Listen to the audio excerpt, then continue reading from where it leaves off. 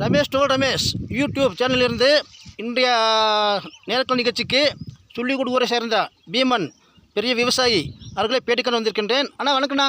வணக்கம் வணக்கம் வணக்கம். சரிங்க, நீங்கள் இப்போ எத்தனை வருஷமே இதை பண்ணிட்டு இருக்கீங்க விவசாயம்? நான் ஒரு 32 வருஷமா விவசாயம் பண்ணிட்டு இருக்கீங்க.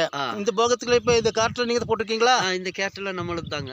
வேற பக்கம் இருக்கா இல்லையா? வேற பக்கம் ஒரு 4-5 பக்கம் விவசாயம் பண்ணிட்டு இருக்கீங்க. இதே ஏரியாவில் பண்ணிட்டீங்க? இதே ஏரியாவில் இல்லை சொந்த பூமியா இல்லை கந்தியா பூமியா? பாதி சொந்த பூமி பாதி கந்தியத்துக்கு வாங்கியிருக்க. எல்லாம் பண்ணிட்டு இருக்கீங்க? எல்லாம் பண்ணிட்டு இருக்கோம். ஒன்றும் பிரச்சனை இல்லை. அதே ஏதோ நம்மளால முடிஞ்ச அளவுக்கு பண்ணிட்டு இருக்காங்க. இதுதான் நமக்கு தொழில். ஆமாம், என்ன பண்றது? விவசாய உயிர் நாடி. உயிர் நாடின்னு சொல்ல முடியாது. விவசாயம் நமக்கு ரொம்ப விருப்பம் முதுகெலும்பு. விவசாயம் வந்து எனக்கு ஒரு முதுகெலும்பு மாதிரி.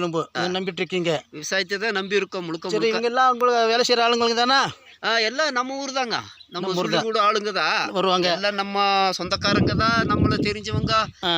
அப்புறம் நம்ம பக்கத்துல எஸ்கைக்காட்டியில இருந்து சரி நம்ம வேலைக்கு வர்ற லேடிஸ் ஜென்ட்ஸ் எல்லாம் ஒரு 4-5 பேர் இருக்காங்க. சரி சரி, அப்படியே வந்துட்டு இருக்கு. சரி, உங்களுக்கு எல்லாம் தண்ணி வசதியில் எப்படிங்க? போர் இருக்கா இல்லை கிணறு இருக்கா? தண்ணி வசதி வந்து நமக்கு ஓடை தாங்க. ஓடையில தான் சின்ன குழி வெட்டி இருக்கோம். தண்ணி தோட்டத்துக்குள்ளார ஊத்து இருக்கிறவங்க ஒரு சின்ன கிணறு வெட்டிக்குவாங்க. நம்மளால முடிஞ்ச அளவுக்கு கிணறு வெட்டி பண்ணிட்டு இருக்கோம். சரி, இப்போ விலை எப்படி இருக்கு? ஓரளவுக்கு நாளுக்கு கிடைக்குதா? இப்போதைக்கு வந்து கேரட் வந்து 60 to 70 ரூபா வரைக்கும் விற்கிது. ஒரு நல்ல இப்போ இருக்கிற கேரட்டு எடுக்கிற ஸ்டேஜில் இருக்கிற தோட்டத்துக்கெல்லாம் ஒரு நல்ல ரேட்டு இப்போ கிடைக்கும். நல்ல விலையா இல்லை சுமாரான ரேட்டா? நமக்கு வந்து ஒரு நார்மலான ரேட்டுங்க. வந்து தப்பு வராது. கையில் ரேட்டு வந்தால் நமக்கு எந்த நஷ்டம் வராது, நட்டம் வராது, கையிலேருந்து காசு போகாது. இந்த போகத்துக்கு பூண்டு போட்டிருக்கீங்களா இல்லையா? நாங்கள் வந்து நம்ம ஏரியாவில் பூண்டு இல்லைங்க. பூண்டு இல்லை. மெஜாரிட்டி வந்து கேரட்டு பீட்ரூட்டு அப்படிதான். 2 போக கேரட் போடுவோம். ஒரு போக கொஞ்சம் பாதி பீன்ஸ் போடுவாங்க, பாதி கோஸ் போடுவாங்க. இது அறுவடை பண்ணுறதுக்கு எத்தனை நாள் இருக்குங்க? இந்த கேரட் வந்து இன்னொரு 50 நாளில் ஆயிருங்க. இப்போ 50வது நாள், இன்னும் 50 நாள் 100 நாளில் கேரட் ஆயிரும். அது வரைக்கும் தண்ணி ஊற்றிட்டே இருக்கணும். தண்ணி தேவைப்பட்டா ஊற்றணுங்க. மழை வந்தால் இன்னும் தண்ணி தேவையில்லை. மழை வர மாதிரி இருக்கு.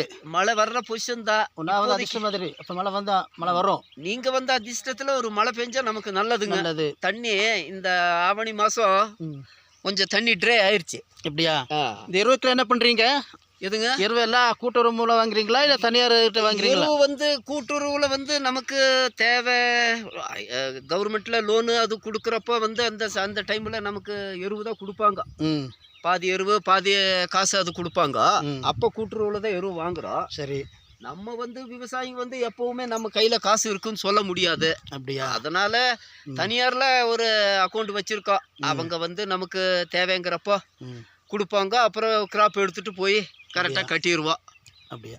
சரி பீமா, நீங்கள் இவ்வளோ நேரம் டைம் ஒதுக்கி இந்த சேனலுக்கு பேட்டி கொடுத்தமைக்கு ரொம்ப ரொம்ப நன்றிங்க. சரி. வணக்கங்க. சரிங்க.